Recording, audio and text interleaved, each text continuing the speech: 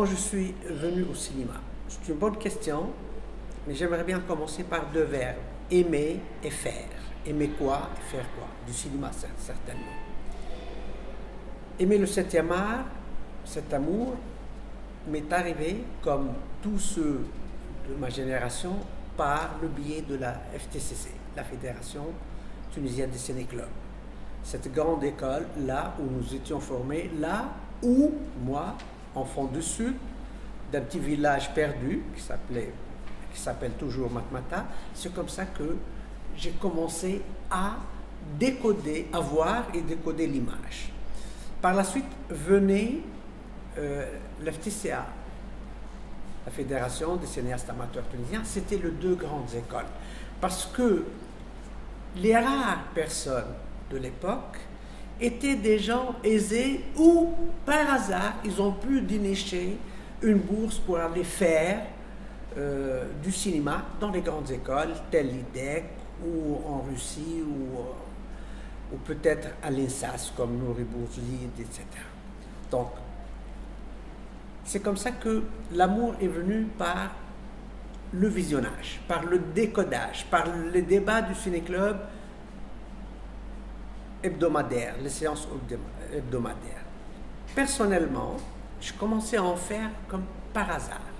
Il a fallu attendre pour passer à l'action, il a fallu attendre juillet 1971, une rencontre par hasard avec René Vauthier, un monsieur dont j'ai entendu parler de nom seulement. C'était un cinéaste engagé, militant. Et ça se trouve que je suis son deuxième assistant sur Avoir 20 ans dans les ORS, un film qui a eu le prix de la critique à Cannes en 1972. Et c'était pas rien, prix de la FIPRECI à Cannes en 1972, 9 ans après l'indépendance de l'Algérie, un film qui dénonce la guerre, qui dénonce la colonisation. Et c'est comme ça, et j'ai évolué avec lui. Après j'étais son assistant en tout et pour tout sur 2 longs métrages et 2 courts métrages, et j'ai évolué un tout petit peu uniquement pendant les vacances scolaires de l'été, parce que je vis de l'enseignement, je suis instituteur. Chemin faisant, je n'ai pas rompu avec mon métier initial et avec ma vocation.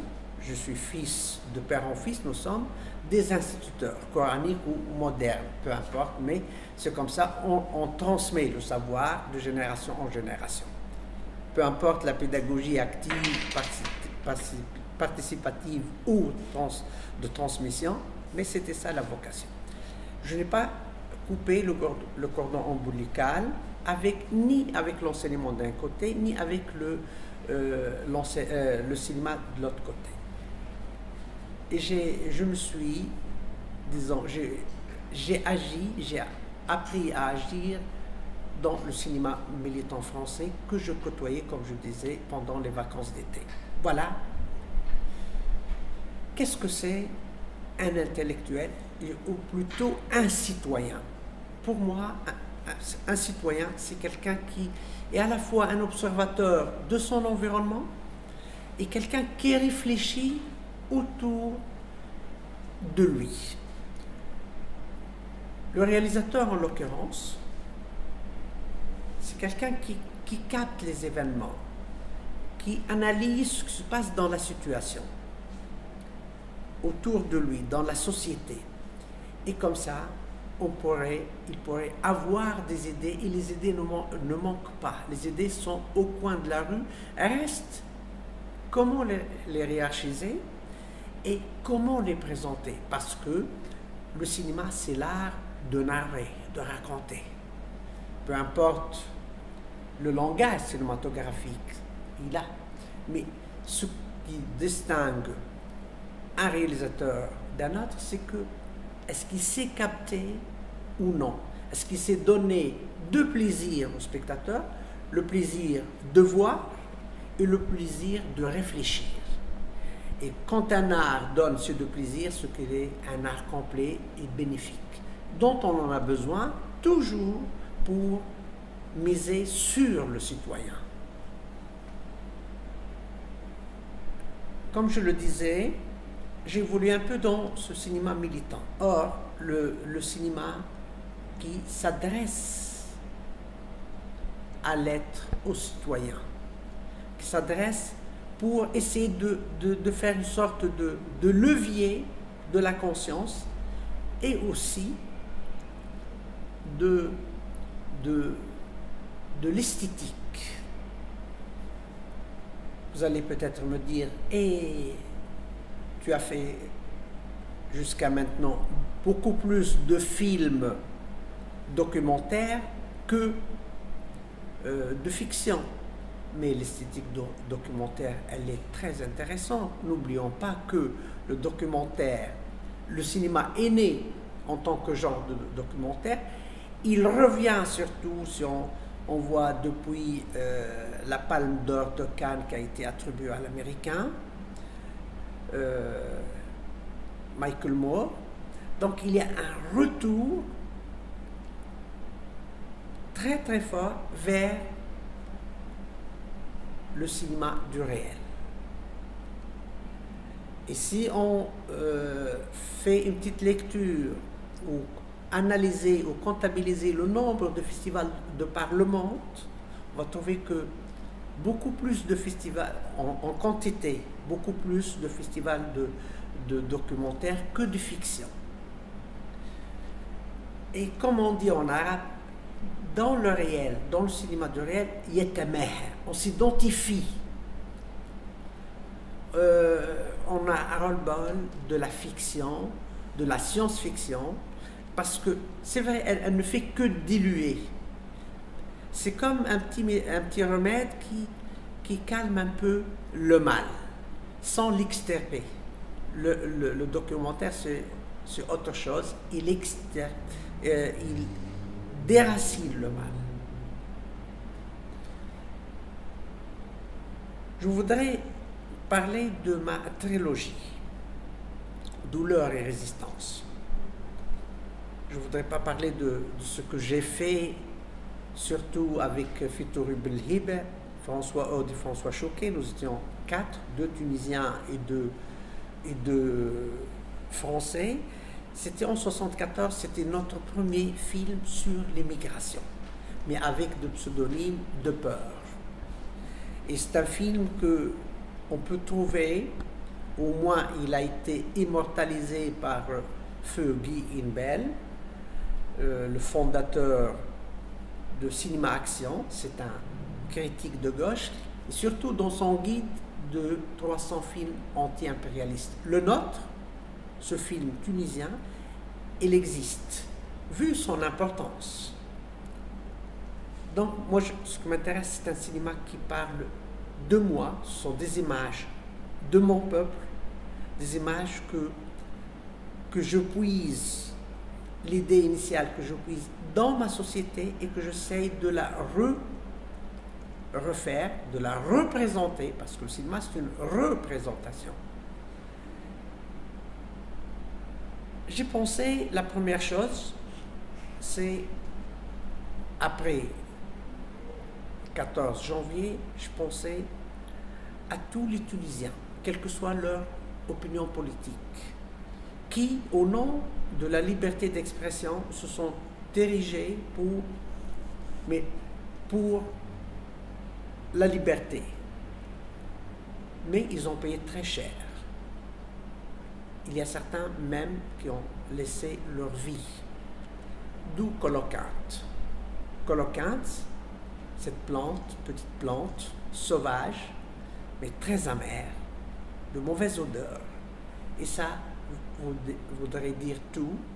Mes 14 protagonistes allant des Auschwitz jusqu'aux syndicalistes du bassin minier, dont 3 femmes, ces gens-là ont connu les geôles, ont connu la torture, les sévices, les pires sévices, dont 3 femmes. Et j'ai voulu qu'ils soient tous des gens inconnus, sauf une seule personne je la remercie de passage, il s'agit plutôt de Gilbert Nakache. Parce que j'estime que sa présence est très symbolique dans ce film. Il est tunisien, parce que quand on est citoyen, peu importe le prénom ou le nom, et peu importe la confession. Mais c'est un militant, il continue toujours à militer pour son pays. Donc la Tunisie, elle est pour tous. J'ai évité les grands noms de gauche comme de droite pour que le film ne soit pas une querelle idéologique. Donc des gens simples, l'ouvrier, le son travail, la femme au foyer, l'universitaire, donc des gens de toutes les souches intellectuelles et de toutes les religions de la Tunisie, parce que la patrie, c'est pour tous. On peut appartenir à un parti, quel que soit, de gauche comme de droite, mais défendre les intérêts de son parti, mais la patrie doit prévaloir. Et c'est dans ce sens-là. Donc la douleur dans ce film, dans Coloquinte, elle est institutionnelle, parce que c'est l'État qui pratique la torture. La résistance, elle est politique, idéologique. Dans Warda, la passion de la vie, la douleur change. Elle émane du corps, puisque Warda a été atteinte d'un cancer. Et comme elle est artiste, elle a fait de l'art son arme de combat. Donc, la résistance est artistique. Dans Non, oui, les sources ou les causes sont multiples. Il y a l'histoire, la géographie, la politique, et moult raisons pour que ces gens-là se trouvent dénigrés, subissent des sévices, mais surtout d'ordre psychologique et social. La résistance, elle est psychologique. Que veulent les Tunisiens noirs? Ils veulent qu'ils soient traités comme des citoyens à part entière. Parce que l'État, jusqu'à peut-être ce gouvernement, jusqu'à maintenant, on n'a jamais eu un homme d'État de couleur noire.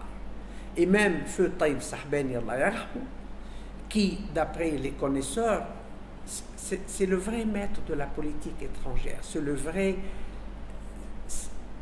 lui qui trace tout. D'accord, au nom de l'État, au nom du Zaïm, mais c'est lui le vrai diplomate.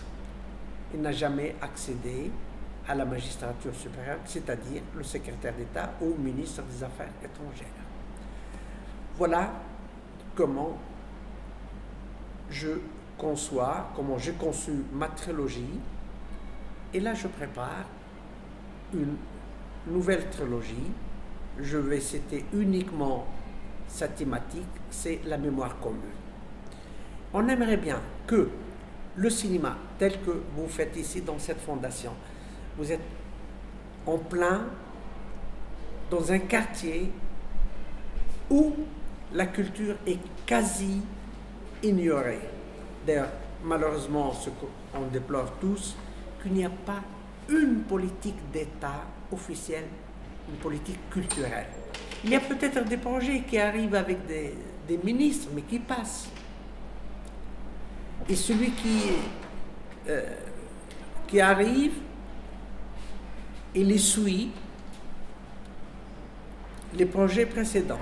Donc, il n'y a aucun cumul, il n'y a aucune continuité, à chaque fois rebelote.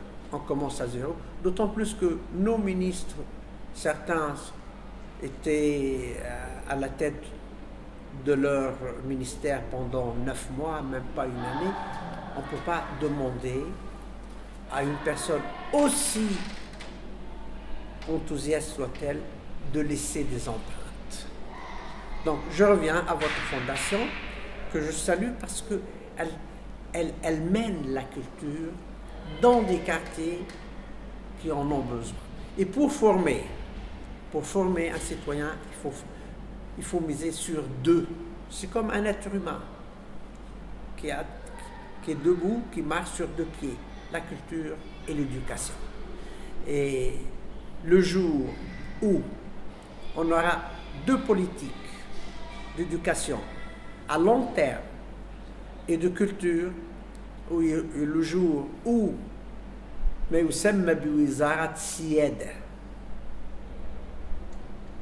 seront celles de la culture et de l'enseignement, à ce moment-là, le pays décollera et la locomotive, elle sera entre de bonnes mains. Voilà, je vous remercie.